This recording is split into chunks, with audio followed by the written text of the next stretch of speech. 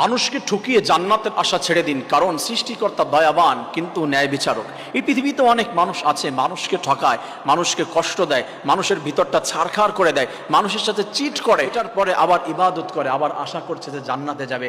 Impossible, কোনো অবস্থা দেয় না। কোনো মানুষের বালিশ ভেজানোর কারণ হয়ে মানুষকে নিঃশেষ করে দিয়ে, মানুষকে পথে বসিয়ে দিয়ে, কষ্ট দিয়ে, ভিতরটা ছাড়খাড় করে দিয়ে, এই আকাশ সমমান স্বপ্ন দেখিয়ে তাকে এক সমস্ত স্বপ্ন মুহূর্তের ভিতরে ধ্বংস করে দিয়ে সরে এসেছেন, কষ্ট দিয়েছেন, ব্যথা দিয়েছেন, ঠকিয়েছেন, জান্নাতের আশা করছেন। হায় রে, আপনার মতো বোকা মানুষ তো এই পৃথিবীতে আর কেউ হতে পারে না। মনে রাখবেন, সৃষ্টিকর্তা অবশ্যই দয়ালু কিন্তু ন্যায় বিচারক।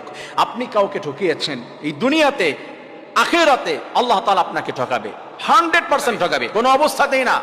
আল্লাহ বলছে, তুমি যদি কাউকে একবার ধোঁকা দাও, এই পৃথিবীতে 10 বার ধোঁকা খাবে।